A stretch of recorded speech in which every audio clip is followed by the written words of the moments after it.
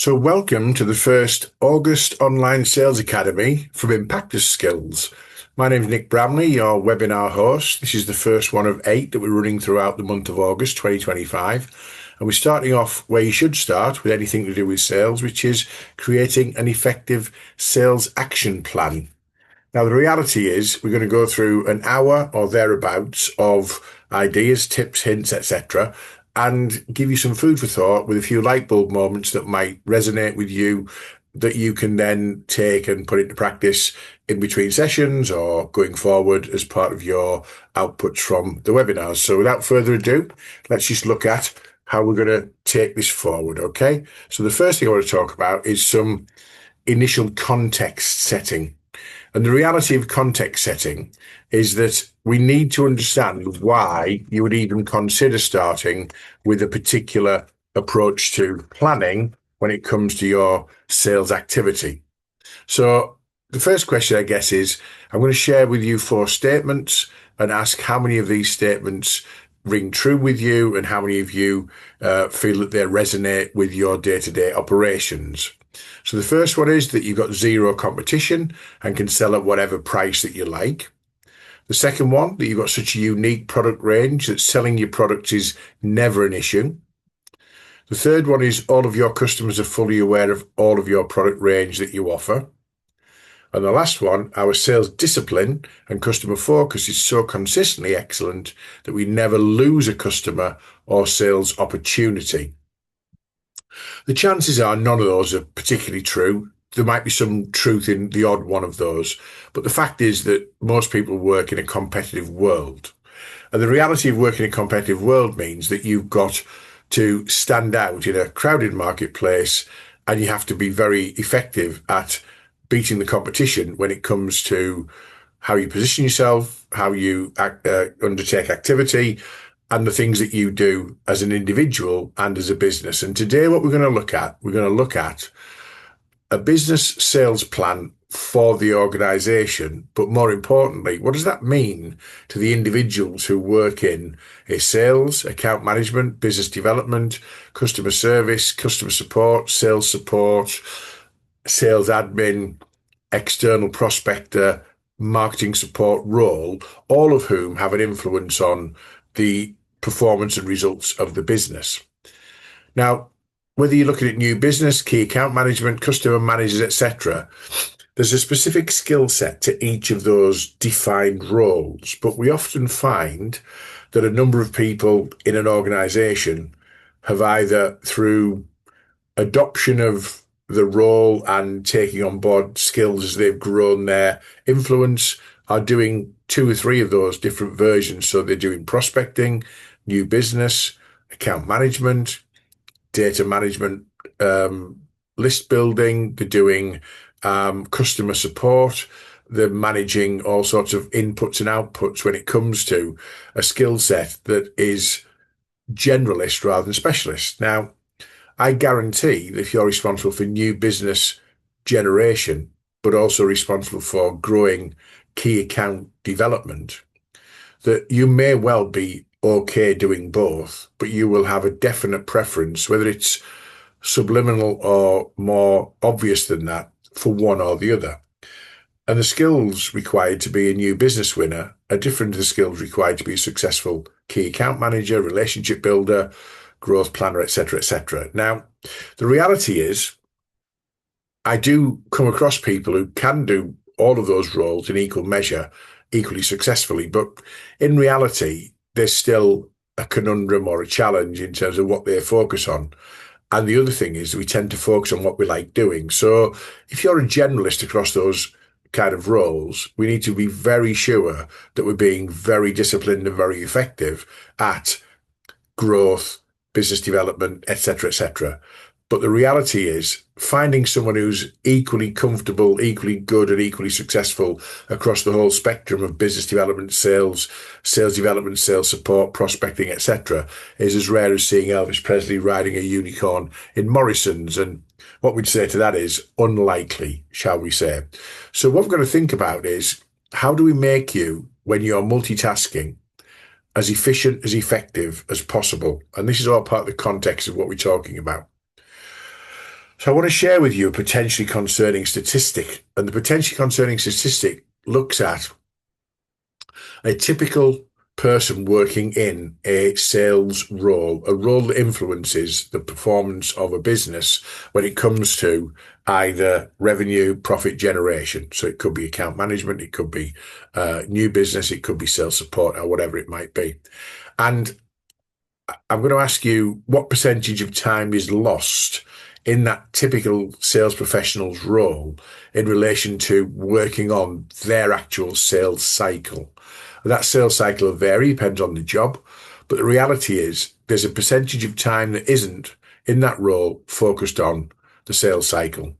And the more challenges you've got, the more varied your role, the more expectations you've got in that role to do very varied and different tasks, the more chance you losing time focusing on the actual prize. And that number across the research that we've undertaken is up to 65% of a person's time is lost to influencing the sales cycle. Now, my question would always be, if you're only influencing your sales cycle 1/3 of your day, 1/3 of your week, 1/3 of your month, what chance have you got of being successful to the best level that you possibly can be?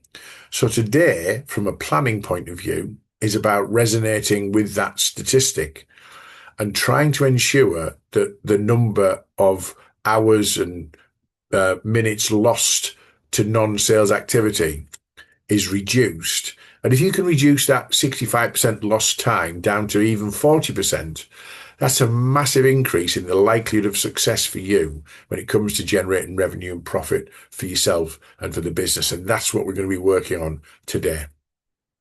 Okay. The reality is when you work in a multitasking, multifunctional role, so you've got a lot of different priorities, a lot of different pressures, a lot of different stakeholders, a lot of different people wanting a piece of you. You've got emails coming in left, right, and centre, etc. It's very easy to be busy. But it's not the same as being productive and it's not the same as being effective. And it is very, very simple if you're not careful to be that classic busy fool, as we've all heard the phrase. And that's not being derogatory or derisory to anybody. It just means it's a standard phrase that people use when someone is being busy but not productive. And here's my experience of working with busy people. They often use the word stuff when they're describing what they're busy with. So I'll give you an example. When you ask someone how they are, a busy person will usually tell you that they're very busy. What you actually meant was, how are you? And they say, yeah, I'm fine. Actually, I'm in good health. I feel good, etc. But busy people, their first reaction is busy because that gives them a stress relief. I'll tell someone I'm busy. They'll keep away from me and they'll just leave me alone. But I kind of tend to push a little bit and I'll say, so what are you busy with? And that's where the word stuff comes in. They'll say to me, well, I'm busy with stuff. I say, what kind of stuff? Oh, loads of stuff. Okay, give me an example. Oh, I've got this, I've got that, I've got the other, I've got this other little to do. Okay, so what are you going to focus on? What are you going to prioritize? Well, I'm just going to get through it all. Well, unfortunately, that doesn't help them to prioritize. It doesn't help them to be productive. It doesn't help them to be effective. What they're doing really is their decision making is clouded by their mentality that says, I'm very busy. It's a defense mechanism. Don't ask too much. Don't push too hard. Don't question me. I'm busy. Leave me alone. But actually, you've got a responsibility when you've got staff who are in that position, who work for you, for example, to ensure that they are not being busy, but they are being productive and effective. So how do we deal with that? Okay. The first thing is in sales, you should have an absolute awareness of your financial obligations to the business, your financial ambitions to yourself, and where you are in that particular cycle at any one time.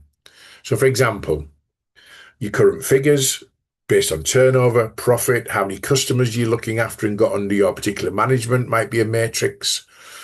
Your immediate ambitions for quarter three and quarter four that we've still got left of 2025 at the time of recording this particular webinar. It might be looking at your overall 2025 ambitions. And if you're looking at a calendar year, then we're already well past halfway in that year when it comes to where you are now. And you might look at it and say, I'm behind on the year so far, but cyclically or traditionally, We usually have a good September, October, November, for example. But if you're just hoping for that to happen, it's not the same as actually controlling that happening when it comes to your plan. How are you doing against your actual plan, and what is the likely impact on your current numbers if nothing changes? So the definition of madness being, if I keep doing what I'm doing and expect different results, I'm probably not going to be successful. I'm probably going to get the same results I got previously. Now, you may be watching this webinar thinking, well, I'm well ahead of the curve. I've had a great start to the year, and that's absolutely fine. But the reality is you still need to continue with a plan on a weekly, daily, monthly basis so that you are in control rather than having that reactive approach that controls you. How are you going to get there? What's the plan? We're going to share some things with you around ideas, shortcuts, implementing things that might help you just to be a little bit more focused, be a little less reactive, and be certainly a bit more productive rather than just busy, okay? And it boils down to understanding where the financials are. So if you're not focusing on something that's improving the financial performance of you, your desk, your seat, your department, your business, then you're focusing on something wrong, particularly if you've got the word sales or business development or account management or sales support or whatever in your job role and your job title. It really is about hitting the figures for turnover, profit, number of customers, growth, etc., etc. So we're going to look at a planning process that focuses on getting you closer to where the money might be and what I call moving the dial on those opportunities in a very simple but very structured way. So let's start with the business itself. We're not going to talk about you as individuals watching this at this stage. We're going to talk about the business itself, okay? Businesses typically operate in a number of ways, but these are very similar to what I see on a day-to-day basis with clients and businesses that I work with. So the first thing is, most businesses have got a business plan. Of course they have. That business plan could be written for stakeholders, board meetings, external investors, the bank, financiers.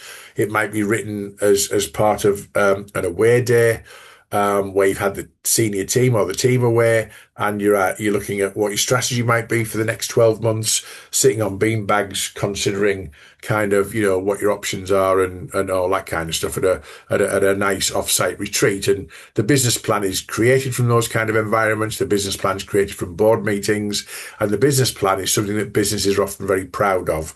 It's a document that they look at and go, this is what we're going to achieve. And then it usually goes in the bottom drawer. Most businesses, certainly successful businesses that I work with, have definitely got financial forecasting built into what they do. They know what their expectations are on a monthly basis, cash flow, income generation, profitability, etc., and they're forecasting on a weekly, monthly, quarterly, and annual basis. And then those are usually, I'm going to say, agreed with the sales professionals, but often imposed. But that's a separate issue. You've got KPIs, key performance indicators, and sales targets that drive the financial forecast. So the financial forecast is usually split between the number of people and the number of months, and then say every month we expect you to hit this amount of revenue, this amount of profit, this amount of customers, and there's your sales targets. You might even support that with individual customer expectations. And what I mean by that is the organizations that are really looking at growth understand that they've got customers that they've had for, some time, that they can forecast at the start of a year and say, last year they spent £100,000 with us. What's the expectation and the budget we're going to set for that customer in the next financial year? And we might just say, well, we know this about them, we know that about them, we know that they've got a new contract coming in place. So they got £100,000 last year. We're going to forecast £130,000 because we've got reason to do that. Not just put a number on it, but the reason behind that. And when you work at individual customer expectation level, you've started to get a plan for what you're going to do with those customers during the year. But if you don't do that, it's just a one big pot and it's harder to manage. The next thing, you might have sales forecasting tools that help you to work out where you are on the graph, where you are on the grid, where you are on the pie chart, etc. And you've got review processes in place, which might be a monthly sales meeting, a weekly sales meeting.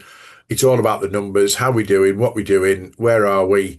They're often focused on numbers, but not necessarily focused on the remedial actions to take action when things are not quite right, or sharing the success when the success comes. But what about the sales plan that's going to deliver the business plan, the financial forecast, the KPIs, the individual customer sales expectations? It is astonishing to me the amount of businesses who've got the first three.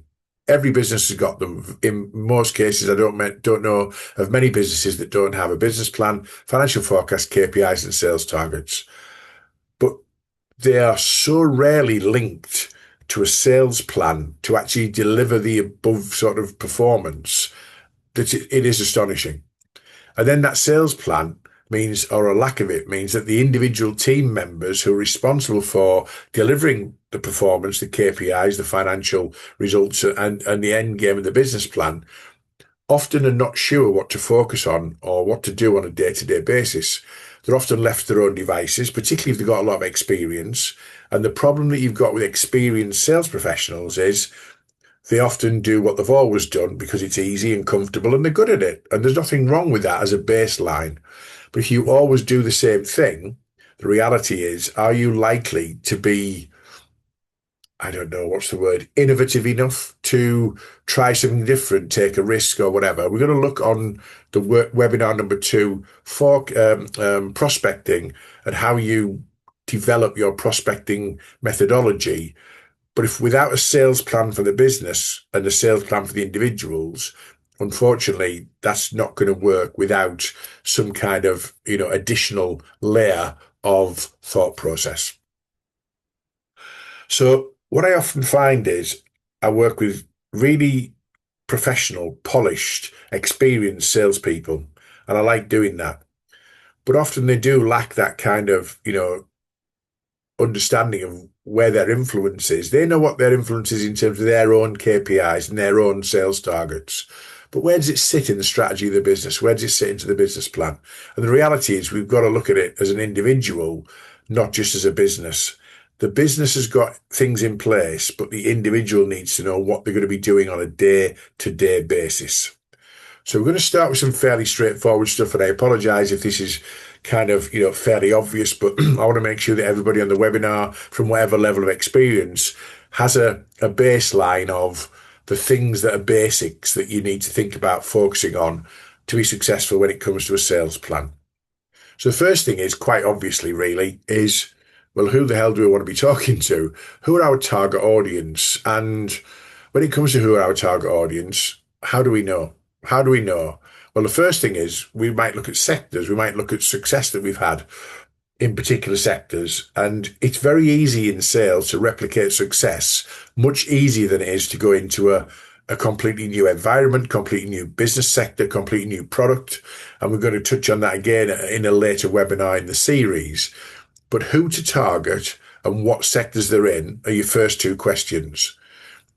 The third question is, which products from our portfolio am I going to promote into those sectors and into those people? And we'll cover later on why you might choose them and what that might be. But also, the last easy option is your geographical choice. So I've got clients all over the UK. I've got clients in Hull. I've got clients in the Wirral. And I chose those two as an example because they're both slightly geographically isolated. Hull is probably 40 miles from anywhere of any great significance in terms of cities. So it's 40 miles from York, Doncaster, a bit further from Sheffield and Leeds, for example. So it's geographically isolated. Client on the Wirral, the peninsula of the Wirral. Yes, they're close to Liverpool, close enough to the northwest of Manchester, but they're not particularly close to the M62 corridor for the likes of Leeds or further up in terms of the sort of North Manchester area, and certainly not down to Birmingham. So you might look at it and say, well, why are we chasing business geographically outside of our area that we can service well, look after, support, get to meetings and that kind of thing? So in my world, I've got a cluster of customers and clients, as I call them, on the South Coast in Southampton and Bournemouth. I wasn't actively looking for them. They came about for various reasons, which are not particularly important to this webinar. But I now have to look after them if I'm going to continue to nurture and grow and develop them. So geographically, they wouldn't be my choice, but I've got them and I need to make a decision on, what do I do? Do I continue to grow more customers down there? Do I just leave them as an isolated sort of part of the geography? It's my choice to do that. So who am I targeting? What sectors, which products, and where they're based? And we'll add a few more into the mix. Why am I choosing those particular products? So I'll give you an example. One of my clients is a digital learning company, and they do a lot of work in the NHS. They do a lot of work with some big corporate clients and some global brands as well outside of the NHS. But the NHS as an organisation is made up of, I don't know, 100 or so NHS trusts.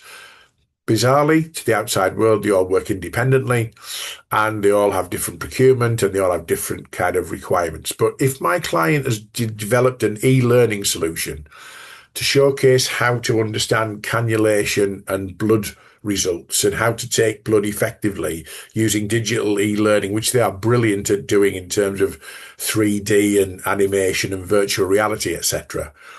You take blood the same as you do in Barnsley, as you would do in Brighton, or as you would do in Scotland, or as you would do in Leeds. And you'd look at it and say, we've had some success with this particular module in this particular NHS trust. It's solved these problems for the NHS trust that commissioned that first piece of work. So looking at which product we might choose, that cannulation product, into the NHS, and we know who benefits from that because we know the job titles of people who've said to us, using that particular product, this has been an absolute game changer for me. So you go and find people who look like them. The next thing is, what's the best way of getting at them? And we're going to talk about this in a lot more detail on the second webinar on prospecting and how to get at people. But there are lots of options, anything from, LinkedIn to e-shots to, attending seminars and webinars and networking and everything in between that. Some of them are better than others, which we'll find out in webinar 2. But again, what's part of your plan?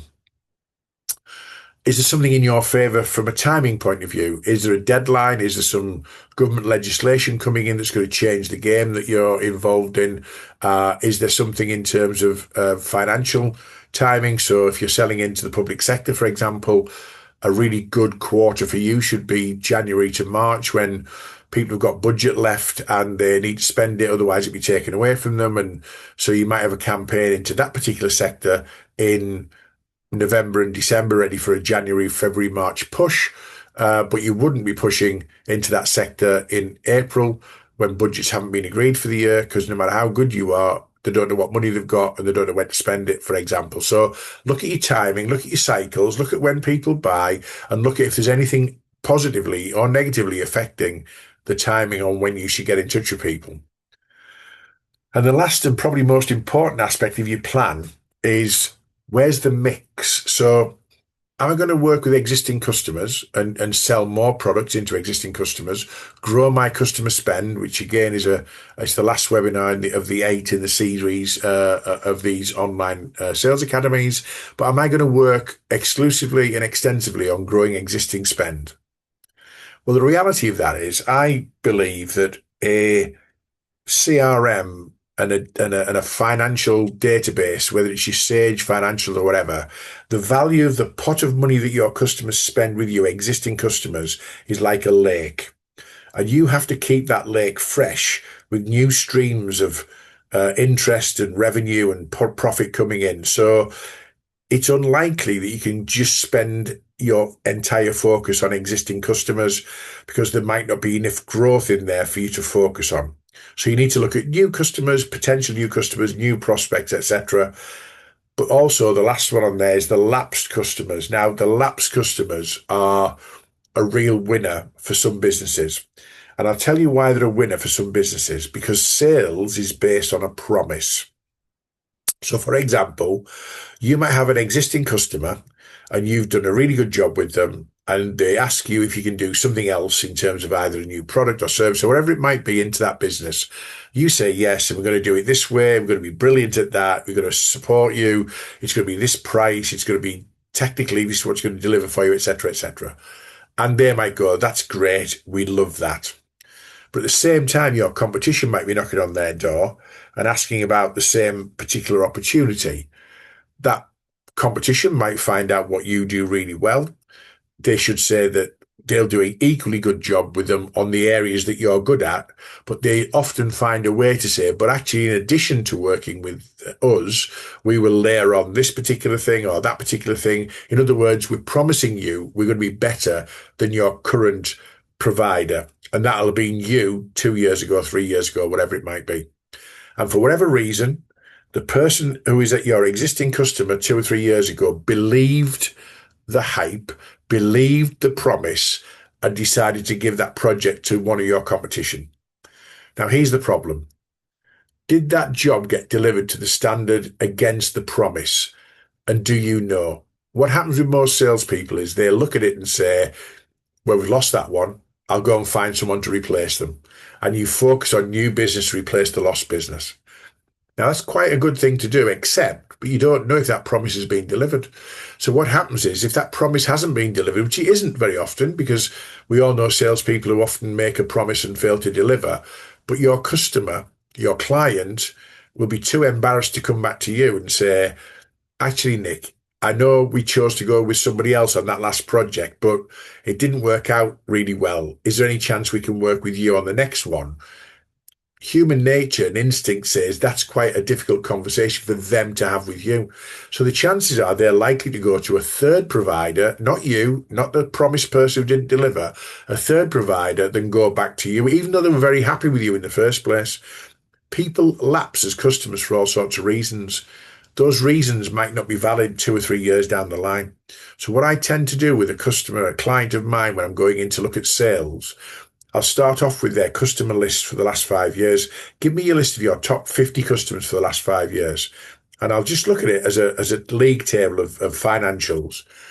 And it's a bit like anything. There's changes and movement. And this year, somebody who was never been on there before, suddenly in the top five, they come from nowhere. But more importantly, people from 5 years ago, 4 years ago, 3 years ago, who were key customers don't appear on the list for last year or this year. And I ask the question why. And they'll often say, well, they went somewhere else. Or you might be honest and say, you know what, we dropped the ball on a project and it all went pear-shaped and they decided not to renew our contract or work with us again. And these things happen because of human nature and human error. And that's okay within reason. But the world changes in very little time. So the reason that you didn't deliver may well have changed. You might have learned from that, improved something, changed something, done something different, whatever. It might be that the person who you let down at that client no longer works in that environment, but you've just not gone back and revisited it. So I would say to you, so there's money sat there in your lapsed clients, people who used to buy from you. If you go back with an olive branch and say, hey, we used to work with you. We did some great stuff. We all appreciated doing business, etc. Yes, it's slipped. Yes, it's lapsed. But we'd like to understand how we'd get back in with a chance to quote on something new. If their response is, yeah, but we used you and you were rubbish, as long as you take ownership of that and say, well, actually, we did have a few problems a couple of years ago. We did have some issues with some technology or IT or whatever it might be.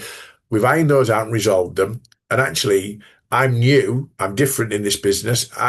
My personal responsibility is to make sure that we, go back and revisit customers who we used to work with. I'd like the chance to do that. That's your olive branch. And you'd be surprised how many businesses will take the olive branch because you're saying to them, come back, no judgment, come back. No one's looking at you and saying, why did you leave in the first place? But there's a pot of money with your name on it in your lapsed clients. And we'll talk about new business prospecting on the second workshop. One of the things I always find with business as well, if you've ever heard this phrase, this is something that you need to address. I didn't know you sold those. I didn't know you did that. Those are two common phrases that we all hear, right? Okay. And the reason for that is if a customer buys, so let's say we'll take an IT company. If a customer buys their IT security with a service pack from that customer, from that IT contracting company, they will be seen as their IT security and service pack business. It doesn't matter if that company also sell laptops and desktops and servers and cloud-based technology solutions and all that kind of thing, because the customer sees them as, oh, you're our guys we get our IT security from. Now, it's unlikely to get IT security without other associated products. I get that. But the reality is you've got customers who don't know what you do across the range of products and services that you offer, even though you know and I know that you've told them. But because they don't actually listen in the moment, they just see you as a one-dimensional or two-dimensional provider. So I'm going to share with you this kind of very simple existing customer product matrix. I've used an example of something we all understand. It's just like a forecourt MOT service station, a bit like a quick fit kind of place, but an independent little guy with a mechanic's pit and a few raised kind of ramps for checking under the vehicles and changing exhausts and all that kind of thing. And what this little front row garage has done, it's plotted its five most common products or services across the top. Product tyres, MOTs, spares, servicing, and valeting. So in any case, when you're doing this, you don't plot every product you can sell, you plot the headline product. So, for example, if it's the IT company, you would have IT security as one. You wouldn't have firewalls and cloud-based, whatever. I don't know what IT security covers, but there's a whole range of sub-products in there. So you'd have things like IT security, hardware, servers, support, maintenance, all those kind of things. And don't forget, those of you who do service and maintenance, that would be one of the things along the top to make sure you don't forget to mention it and talk to your customers about. The reality is then you plot your customers, you go down as far as you want to go down. Typically, I say 50, and you plot those 50 customers who are already spending money with you, by the way, not prospects, but people who are spending money with you. I put a prospect on there as an example, but customers who are spending money with you, and you say to them, you say to yourself, what are they buying from us? So in this case here, customer number one is buying tyres and MOTs and getting his car valeted when he brings it in. But he's never had a service from this garage. Why would you get an MOT and tyres but not get your servicing or get your spares from that garage? Customer number two is across the board. They're absolutely fantastically loyal. What you do there is don't ignore them. Thank them for the loyalty. Do something special to say, we really appreciate your VIP pre-booking or whatever it might be in that particular case. Customer number three, tyres and spares, never gets the MOT or servicing done. But they have to have your MOT and servicing done somewhere. Where the hell are they getting it done? The beauty of this particular approach, simple approach, is you find out where the gaps are, and the gaps equal opportunities. So one of my clients did this particular exercise. They had five core products, which one of them included servicing. They put their customers down the left-hand side, and they found out of 50 customers, 18 customers weren't buying this particular product. 14 customers hadn't got a service pack with their particular product that should have had a service pack, and various other gaps all over the place. What that does, it allows you to have a sales campaign for yourself that says, I'm going to talk to each one of these customers about what's missing from our portfolio, why they're not buying from us and who they're buying it from, and how do I get a chance to quote. So this level of data analysis, and it's really simple fag packet stuff. It's very easy to do. You don't need, to run massive amounts of reports. If you've got reports you can run off your CRM, that's fantastic. But in reality, this is about simply looking and saying, what are our core products and services that we provide and who's not buying them? Because that's the conversation I'm going to have with our existing customers. Very, very simple, quick win. Lots of money sat there, 18-20% worth of business sat there if you've got a plan to extricate it from that information.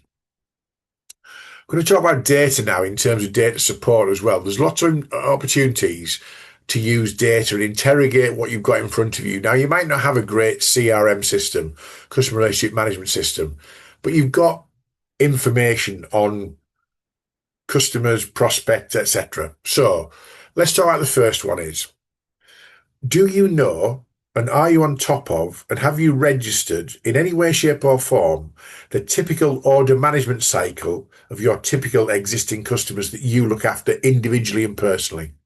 So what's the cycle of that customer? They usually buy a big order in quarter one, quite small drip feeds in quarter two and quarter three. And I usually expect to end the year with a decent size order. They've done that for the last 5 years. That becomes an order cycle, an expectation.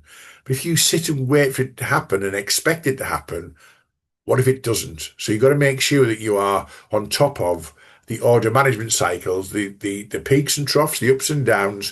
What does that customer's typical spend pattern over 12 months look like? Are we ahead of it, behind it, expecting something? What's happening with that existing customer? You might look at that financial performance we mentioned earlier, and you might say, I expect this customer to grow for some valid reasons, not because I'm just putting 10% on because I should, but actually because we know what their um, books are looking like, what their order books looking like. Because when we spoke to them, we were talking about winning some new contracts, merging with a new partner, all the things that you're looking at in terms of saying, so the financial performance of this business, we expect it to increase. Now, if you're looking at the financials and it's not increasing, and it's not increasing in, monthly, quarterly, etc., you can be on top of that quite quickly. Um, Outputs from your key account review. So we'll talk about, sitting down with your customers, your key customers certainly, and working out kind of what the expectations are in terms of projects and activity and orders and quotes, etc. And if they're not living up to those outputs, again, you're not recording those outputs properly, or the outputs are not being looked at as a measure, then you're missing an opportunity to leverage them. So you can go back to a customer and say, actually, when we had our review meeting in April, we were talking about this. We're now in July, and actually, we haven't seen that coming through or happening. How do we deal with that? It's not enough to have a key review meeting, a key account review meeting, and then not do anything about the outputs and monitor and manage those outputs. So all the previous conversations you've had, the notes that you take, the opportunities that you've discussed, because existing customers work on the basis of saying, we might do this, we'd look at that, that might be interesting for us. In reality, what will happen is those things might not come to fruition. And if you don't remind them, it might be that they never come to fruition. I always go back 12 months of my last meetings with my clients and say to them, remember when we spoke in February, you were looking at doing this. How's that looking? What's happened to that? And the amount of clients who'll just go, oh God, yeah, we were actually. Can we reinitiate that conversation? But if you don't initiate that thought process with them and remind them, the chances are they'll forget because their day-to-day job has taken over from them. When it comes to new prospects, when it comes to data, you've got opted-in prospects on your CRM, people who said, yeah, it's okay to market to me. Now, I'm going to record this, and I'm going to be held up to account on the basis of GDPR. I'm more keen on asking for forgiveness than seeking permission in some respects. If you put somebody into your CRM because you want to do business with them and the right job title in the right sector, looking at the right products, so you know they've got a budget, etc., then I'd go for it. But in my first initiated conversation with them electronically, I'd put an opt-out in there to say, if you want to unsubscribe from receiving information from me, therefore you've ticked the box on that basis. So don't be frightened by the restrictions. Look at what the opportunities are. Next one is, what are the sweet spot targets in your existing data? Who looks like the people that already buy from you? Who looks like those job titles or job roles, those sectors, those product users, etc.? I'm looking for more of those because they're easier wins. LinkedIn is a great platform for connecting with people. I'm not a massive fan of working within it in terms of once you've done the prospecting and the connections, etc., because it can easily get lost in there. But LinkedIn is one of those kind of platforms where you can only see things that are in front of you. So I'll give you an example. I've got nearly 10,000 connections. I'm not big or clever. I've just been doing it for a long time and building those up over time. And if I speak to at an event, I might get 20 new people who want to connect with me. So my numbers go up, in patches, really, a bit streaky, but, I've got nearly 10,000 connections. I have no idea who 9,999 of those connections might be at any one time. And the reason for that is, you're just busy doing your day job. When you accept a connection request or you send a connection request, it comes in, it's all done or whatever. Yeah, great. When you export your LinkedIn connections, I would encourage you to do that first of all, and it's very easy to do. So just look up on Google, export LinkedIn connections. There's 6 simple steps. Click, click, click, it's done. It comes out as a CSV. Looks like a spreadsheet, but it's a CSV file. The first thing you should do is save that as a spreadsheet, because if you work on that data in a CSV file, it doesn't automatically save the information. And I once saw a guy lose 2 hours of work because he didn't save the CSV as a spreadsheet. He pressed something and the whole lot got lost. So save it as a spreadsheet. And then what you do is you sort your data, your exported data, by job title or job role. And the reason for that is you want clusters of people who have got similar requirements all together. So, for example, in my 10,000 or thereabouts connections, I might have 150, 200 sales directors. I might have 250 training managers. I might have, 800 CEOs or managing directors, etc. Now, when I look at that bracket, I might think to myself, sales directors are the people I should be ensuring get information that's relevant to a sales director, which might be very different to somebody who works as a CEO or a managing director or a training manager, for example. It gives me a plan, it gives me a campaign, it gives me proactivity under my control. And it's really important to do that. And if you're not sure who to target in an organization, think about the operations director, if there is one, because what will happen is the operations director, things come across their desk and they filter them out and go out to the right people who it might be relevant for. The other thing I'd say with you with LinkedIn Export Connections, it'd be great if everybody was called a sales director and you get them all together and then somebody happens to be head of sales or European sales director. So they're not always in the right place together, but the bulk of what you do goes into a big cluster and a big clump, and you decide as a proactive activity what you're going to do with them. Subscribe to news feeds, information. I subscribe to one, it's all one word. It's called thebusinessdesk.com. There's one for Yorkshire, one for the Northwest, and one for the West Midlands. Subscribe, it's free every day. Information into your email and inbox. It just tells you who's merging, who's got a new job, who's won some contracts. It's just up-to-date information that allows you a leverage, potentially part of your plan, to go and see your potential new customers about something that might be interesting to them. We've already talked about lapsed customers. What was the previous history? What were they buying? What were their buying patterns? What was the relationship? Who were the key people in that relationship? And more importantly, why did it lapse? Because you're going to go when it's lapsed and identify that the reason it lapsed no longer exists. It might be people, process. It might be something that you did that you've now improved. Don't be frightened of your lapsed customers. There's money sat there. There's plenty of options to build a plan to engage people. You have to work out, is it existing? Is it new? Is it lapsed? Is it a combination of these things? How do I make it most effective? One of the things that might focus your mind, and this is from a retail, but it also works in a business-to-business sense, is that existing customers coming back are likely to spend 30% more on their second or third visit than a first customer coming to you. A first customer might give you a small project to test out your capability, but an existing customer will give you the whole project. They'll buy more products across the range. They'll have a cross-sell or a cluster of products from you as an existing customer or repeat customer coming back, whereas a new customer might just buy the first product in the first instance. I don't quite understand this particular 160% survival rate, but what I'd say to you is we all know it's a lot easier and cost effective to keep an existing customer than it is to acquire a new one. So yes, you have to look at new business and new customers, and yes, you have to look at lapsed customers, but don't take your eye off the ball that your existing pot of business has got some additional value in there if you can find the hook. Okay, we now want to talk about discipline. And discipline is something that some salespeople have got and others haven't. And I know that some people who work in sales who are great at sales and terrible at paperwork and admin. And the other end of the scale, I know people who are brilliant at paperwork and admin who couldn't sell you a coat in a rainstorm. What we're looking for is somebody in the middle who can do the discipline of the paperwork, the admin, the updates on the CRM and all the things that do the things for you and your colleagues in the business properly, but can also close the door, let alone, in terms of getting the business over the line. So it's about discipline, really. Okay. So we know who we're going to target. We know why we're going to target them. What we need to know is how are we going to be efficient and effective and productive? Okay.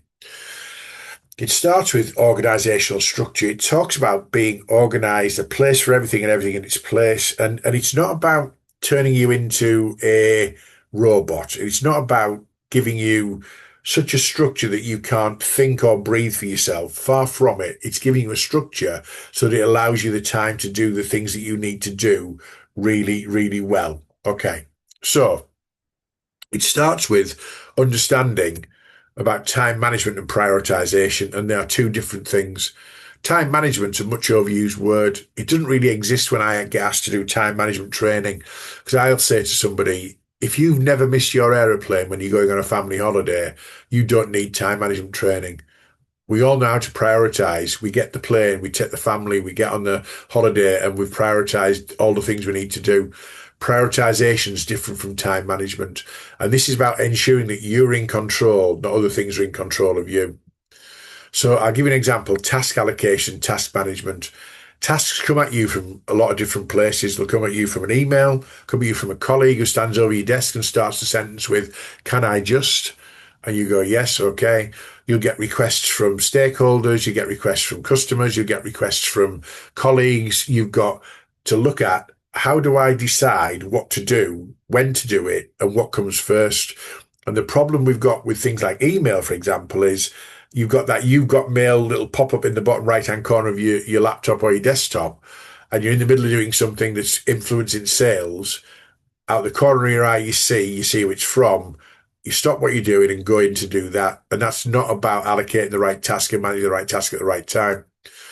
It's about having diary structure and discipline. So, for example, if you work in sales, new business, you've got a certain amount of non-negotiable tasks that you have to do as part of your job over the period of a week, 2 weeks, or a month. And I'll give you an example: prospecting, following up on quotes, researching, LinkedIn status updates. It could be all sorts of things. But the key ones are prospecting, creating proposals, and following up on quotes. So what you need to do is put those key tasks in your diary on a repeating cycle as many times you need to do that. I'll give you an example: following up on quotes. I had a client who had £1.4 million worth of unfollowed up quotes across his entire team. 8 people in the team, £1.4 million worth of quotes outstanding. And I said, that's because at the end of every week, they're looking and going, I've been really busy, and never stopped, but I didn't get round to following my quotes up. And the reason I didn't get round to following the quotes up was nobody liked doing it. So human nature means if you don't like doing it, you're going to look for other reasons not to do it. And you then say, well, I've been really busy, but I haven't followed my quotes up. If you put an appointment in your diary that goes on a Thursday afternoon, 2 till 3, follow up quotes. Tuesday morning, 11 till 12, follow up quotes. Every week, there's 2 appointments in your diary with yourself to follow up quotes. You may choose to ignore Thursday. Tuesday comes round, you look at it, feel a bit guilty, and might choose to ignore Tuesday. I guarantee you won't ignore the third one. And the reason you won't ignore the third one, you won't look yourself in the eye and say, I'm choosing not to do an important part of my job that's going to generate revenue and sales for my job, for me, for the business. So when you break down your key tasks into the diary, just allocate them and make sure that you choose to do them or choose not to do them. But when you choose not to do them once and twice, I guarantee they'll get done. So you don't get to the end of the week and go, I've been busy but not productive. Make sure you're doing the right things. Make sure you've got a reminder to do the right things. There's a difference between being urgent and important, and I'll give you this as an example, and most people get the important bit wrong. Urgent's easy. It's got a time sensitivity. It's got a deadline. Somebody wants something, by a deadline. Friday, 5 o'clock, there's your deadline. That's urgent if it's Thursday. It's not urgent if it's Monday. It's just important, potentially. Important is the impact of doing or not doing something. And what I mean by that is your boss is always important. Your top customers are always important. A complaint is always important, but they're not always time sensitive. But I guarantee that you treat them as time sensitive. Something comes in from your top customer, drop everything, deal with it.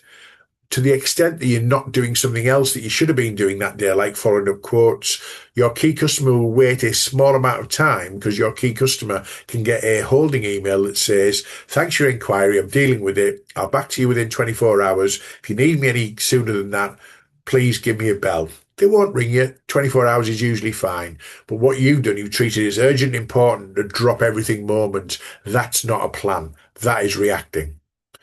Being deadline conscious, the way to be that is when somebody says to you, can you just? The first question is, yes, you can. When do you need it by? When you know when you need it by, you can help to set your urgent, important, and diary structured discipline. It's about being in control. It's about email management and not emails managing you. Actively check your emails regularly, but don't have that little pop-up on your screen that comes up, because in the middle of something else, like following up quotes that you might not like, or prospecting that you're not really enjoying, or reaching out first calls to new people and doing all that kind of stuff that's not going well, you can't wait for a pop-up email to stop you doing that thing and go, oh, well, I've got an email. I'm now distracted and I haven't finished the job I should have been finishing. Discipline, discipline, discipline. Okay, so being proactive and not reacting. These are disciplines that will stand you in good stead going forward. The question I've got for you to ask yourself is, how disciplined are you? If you're not doing many of these things on a day-to-day basis, I guarantee you're nearer the 65% we mentioned earlier than the 30-40% we'd like it to be. So I'm going to finish with a couple of things to think about. The most common lack of discipline in many, many businesses is that ability to forget to follow up, okay? Not that you've forgotten, but you've given up. So you've worked hard for the chance to quote. That is the hardest job in sales, getting a chance to quote. Then not following it up. Just because other people don't do it doesn't make it right, okay? There's an argument that says salespeople will follow up once or twice, and then they'll go, well, I didn't get an answer. I'll move on to something else. My argument is you may have to follow up 4, 5, 6 times to get the answer. And if the answer isn't yes, or it's not a no, it's a simple not today. And what that means if it's not today is it's got to go into a system that says, when is the day likely to be more in our favour? And why is today not the day? So what you're doing then is you're saying, right, okay, I know that they haven't made a decision because they haven't released the budgets yet. That's the reason why. But they're going to do that at the end of September.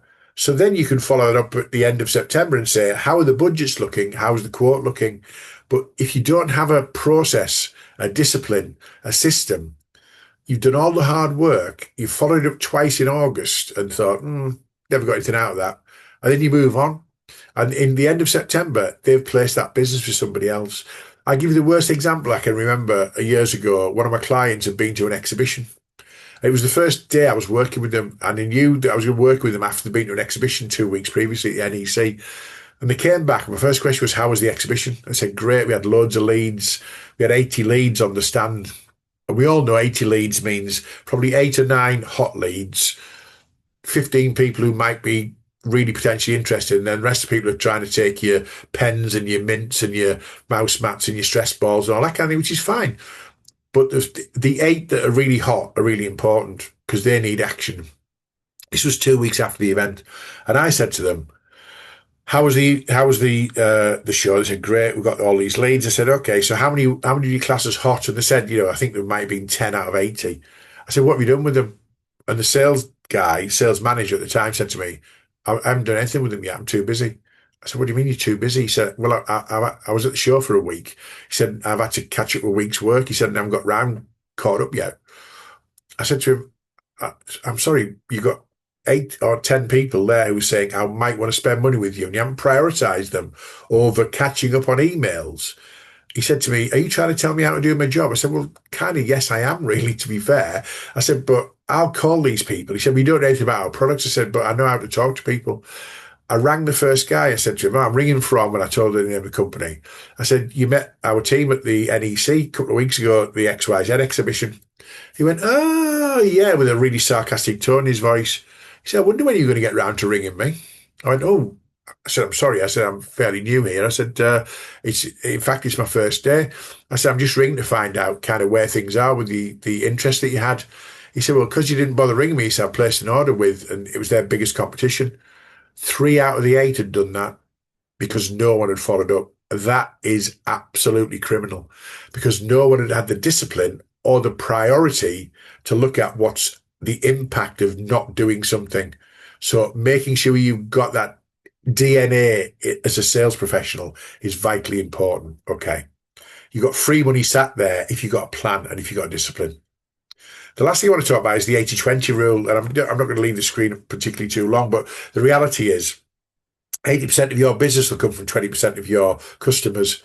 And it's really important to make sure that your efforts and energy are focused on those 20% of your customers who are going to give you the vast majority of your business. Don't treat all your customers the same, because they're not. Don't treat all your prospects the same, because they're not. Look at where the opportunities are with a plan and get at them in a targeted, focused way. And we're going to talk in webinar 2 about prospecting. So your DNA needs to understand discipline, planning, and making sure you're doing the right thing, not doing the things that you think you should be doing because you're busy. So I ask if there are any questions. If there are any questions, please feel free to email me. You've got my email details. I'll show you in a second. I'm happy to answer any questions between webinars, something that you've picked up, tried, not sure, weren't sure about the how it works for you. Happy to answer those. Think about taking something away, at least one action from the webinar today. What are you going to focus on? It might be, what are you going to stop doing? What are you going to start doing? What are you going to do more of? What are you going to do less of? What are you going to improve? But I'd like to think there's been a couple of light bulb moments for each and every one of you watching this that says, I'm going to try that, or I'm actually going to stop doing that, or I'm going to think about implementing this. And the reality of that is it'll make you more efficient and more effective. That was webinar 1, creating an effective sales action plan. Webinar 2 is about prospecting like a pro, and there's lots of initiatives and thoughts and ideas in there to help you to be more efficient and effective at the start of your sales funnel, the start of your sales cycle. A little reminder, there's 8 webinars across the month. You can book to attend any. If you can request a meeting, a recording for any that you might have missed. They're all priced at the same, individual or 8 webinar sessions. For anyone attending, you get the attendance. You also get the recording. If you can't attend, but you've registered, you get the recording as a follow-up on that basis. So please look at what you want to come to in terms of those particular titles. My contact information is there. If you want to join and connect with me on LinkedIn, if you're not connected already, just scan the QR code. It'll take you there. You can even recommend me if you've enjoyed the webinar. But without further ado, that's been the first webinar in the series, and hopefully it's helped you create an effective sales action plan, which will take you to the next stage, which is then, how do I find the prospects that I've identified that I want to do business with? So thank you very much for your attendance. Thank you very much for your interest. And we'll see you on webinar 2, hopefully.